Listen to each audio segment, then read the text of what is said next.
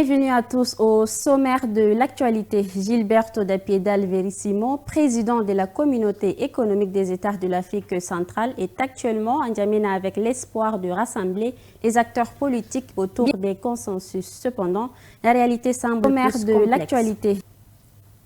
À l'occasion de la Toussaint célébrée chaque 1er novembre, les cimetières sont actuellement envahis par les chrétiens venus honorer la mémoire de leurs proches. Plus de détails dans un instant.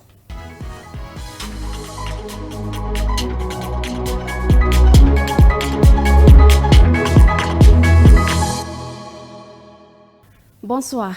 En réaction à la décision de plusieurs partis politiques de boycotter les prochaines élections législatives, communales et provinciales, le président de la CEAC, Gilberto da Piedade Verissimo, s'est rendu à N'Djamena pour tenter de trouver un consensus entre les différents acteurs politiques. Toutefois, les discussions n'augurent aucun résultat favorable. Regardez. Lundi dernier, le président de la commission de la CEAC, Gilberto da Piedade Verissimo, est arrivé à N'Djamena à la tête d'une délégation. L'objectif de sa visite était de discuter avec les acteurs politiques tchadiens de la non-participation de certains partis d'opposition aux prochaines élections législatives, communales et provinciales. Dès son arrivée, il a d'abord échangé avec Ahmad Bathiré, président de l'Agence nationale de gestion des élections. Le mardi, il a ensuite rencontré les responsables des partis politiques concernés. Le but de ces rencontres était de convaincre chaque parti de reconsidérer sa position. Cependant, le professeur Avoxouma Diona, président du parti Les Démocrates, demeure sceptique quant à l'issue de ces échanges. Vous avez l'ange avec sa structure, vous avez le Conseil constitutionnel, vous avez la médiature et vous avez surtout le chef de l'État qui de temps en temps se mêle un peu les pinces en se prenant pour un organisateur des élections. Ce qui est certain, c'est que jusqu'à aujourd'hui, nous n'avons pas reçu de réponse et il n'y a absolument rien qui montre que peut-être qu'on va aller vers la facilitation de cette affaire-là. Pour rappel, ces partis politiques réclament la révision du fichier électoral, un report de la date des élections et le respect strict de la loi électorale comme condition à leur participation aux échéances électorales. Dans ce climat politique tendu, le président du parti, les démocrates, déplore le silence de la médiature qui devrait jouer son rôle. L'ambassade des Émirats arabes unis au Tchad a organisé ce 30 octobre le forum Investir aux Émirats arabes unis, un événement tenu au ministère des Affaires étrangères. Ce forum a réuni des diplomates, des acteurs économiques et des représentants de la société civile. Dans les pôles Boyom Krios et Alatarom Gislaine. Riche nation d'Asie, les Émirats arabes unis occupent une place majeure dans le commerce international. Devant les acteurs économiques tchadiens et ceux ayant investi au Tchad, les potentialités de cette fédération, notamment son ouverture, son attractivité, ses infrastructures stratégiques et son tourisme ont été mises en avant. La Chambre de commerce appelle les investisseurs à saisir ces opportunités. Le commerce international se fait avec les Émirats arabes unis, se fait avec le monde entier. Et si vous êtes présent aux Émirats arabes unis, vous êtes ouvert au monde entier. Deuxièmement, c'est aussi ces messages également à nos dirigeants qui effectivement font beaucoup d'efforts, mais qui doivent également continuer à faire des efforts pour faire effectivement du Tchad également la plateforme idéale dans le cadre de la zone de libre-échange qui est en train de signer.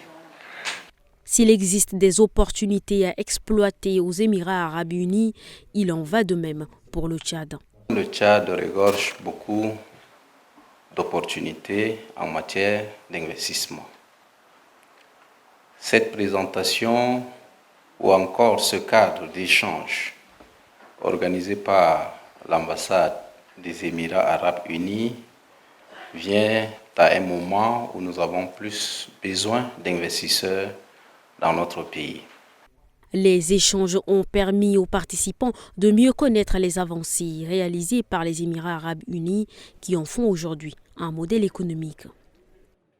À la suite de l'opération Askanit lancée dans la région du lac Tchad par le chef de l'État, le Premier ministre par intérim Abderrahim Brahim Hamid, également ministre d'État chargé de la justice et des droits humains, a fait une déclaration ce mercredi 30 octobre à la primature. Il a salué le patriotisme des soldats et a exhorté les institutions et la population à reprendre leur activité normale tout en évitant les déplacements dans la zone concernée par cette opération militaire. Un extrait nous est proposé par Mbaïlassom Emmanuel et Ralombaye Bonaventure. Que l'opération Askanit qui est lancée dans le lac est une opération purement militaire et sécuritaire.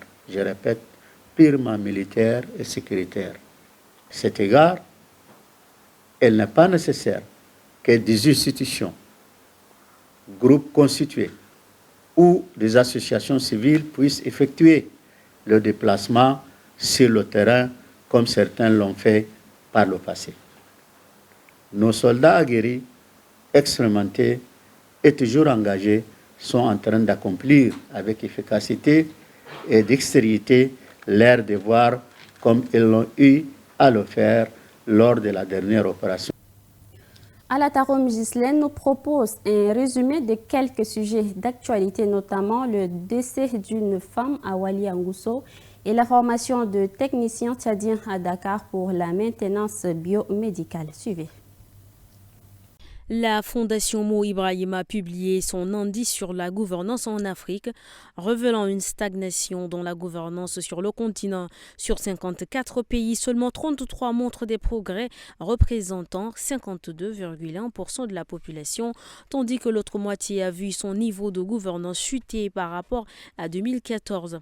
13 pays, dont l'Égypte et le Maroc, ont amélioré leur gouvernance depuis 2014, avec des avancées notables depuis 2019. Cependant, 11 pays comme le Soudan connaissent une dégradation inquiétante. Malgré des réussites dans certains pays, cette situation menace les progrès en développement humain et économique. Le secrétaire général du ministère de la Santé, Dapsugui Daoussou, a présidé une réunion pour les techniciens sélectionnés pour une formation en maintenance biomédicale à Dakar. Cette formation de 3 mois vise à renforcer leurs compétences en maintenance préventive et curative des équipements médicaux, incluant des domaines comme l'imagerie médicale et l'anesthésie. Yacine Komenan Kouadio, représentant adjoint du PNUD, a souligné l'importance de cette initiative face aux défis du système de santé au Tchad. La formation financée par la Banque islamique de développement est essentielle pour assurer la durabilité des équipements modernes.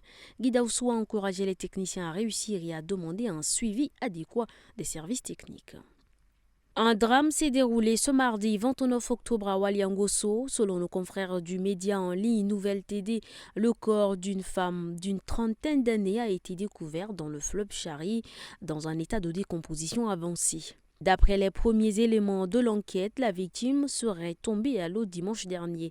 Les autorités locales, accompagnées des sapeurs-pompiers, ont procédé à la récupération du corps. Une enquête est actuellement en cours afin de déterminer les causes exactes de ce décès. La pénurie de carburant refait surface à Sarre, causant des désagréments pour la population. Actuellement, le litre de carburant se vend entre 850 et 1000 francs CFA sur le marché noir, bien au-dessus des prix officiels. Reportage de Farel Brian Dakula avec la voix de Rassa Mordim Leila. Depuis des jours, de nombreux habitants sont contraints de se lever dès 4 heures du matin pour faire la queue à la station, où le prix reste relativement abordable à 750 francs CFA le litre. Cette anticipation est devenue nécessaire pour espérer obtenir une quantité suffisante de carburant. Les témoignages des citoyens relèvent une inquiétude croissante face à cette situation. Avant-hier, on achetait à 850 et ce matin, j'ai acheté le litre à 1000 francs. Ça aurait dit à quoi? Le carburant, ça nous cause beaucoup de problèmes. Les activités à distance, par exemple, là où je suis, là, je viens de Danmadi, et je suis un ancien, je dois retrouver à Danmadi. Les élèves m'attendent là et je n'ai pas de carburant pour retourner automatiquement. Donc ça va être un problème très sérieux. Quand il y a rupture d'énergie, c'est que c'est les activités économiques qui vont se bloquer. Donc il faudrait qu'il y ait une solution immédiate à ça, parce que ça ne saurait durer longtemps. Quand on descend le prix, sinon ça ne marche pas. Quand tu prends l'essence à 1000 francs, tu prends quelqu'un de 250, 250, ça ne va pas. Tu ne vas pas trouver même l'intérêt dedans. Il n'y a pas l'intérêt déjà. La population des Sahara espère un retour rapide à la normale pour ne plus avoir à subir les aléas de cette pénurie. Comme mentionné en début du journal, les préparatifs pour la Toussaint sont en cours. Le cimetière de Toukra est envahi depuis quelques jours par des chrétiens venus nettoyer les tombes et honorer la mémoire de leurs proches disparus. Regardons ensemble. À 6 h du matin, le cimetière de Toukra est déjà bondé de monde. Comme chaque année, les personnes présentes n'ont qu'un seul objectif, nettoyer les tombes de leurs défunts, une pratique chrétienne ancienne comme le monde. Nous sommes venus pour l'autre nettoyer la tombe et l'autre arranger prier pour la préparation des fêtes Toussaint. C'est leur fête. Donc, on a nos parents qui sont ici, donc on est venu pour nettoyer leur tombeau. On nettoie pour mettre au propre seulement et certains gens, c'est pour l'autre, c'est pour la fête aussi. Cette opération de nettoyage a débuté il y a plus d'une semaine et se poursuivra jusqu'au 1er novembre, date commémorative de la Toussaint. Comme dans de nombreux pays, il est de coutume de fleurir les tombes des proches avec des chrysanthèmes, symbole de souvenir et de respect. Cette fête est également un moment permettant aux familles de se recueillir et de rendre hommage aux êtres chers disparus. C'est ici que prend fin ce journal. Merci de l'avoir suivi. À demain et bonne suite de programme.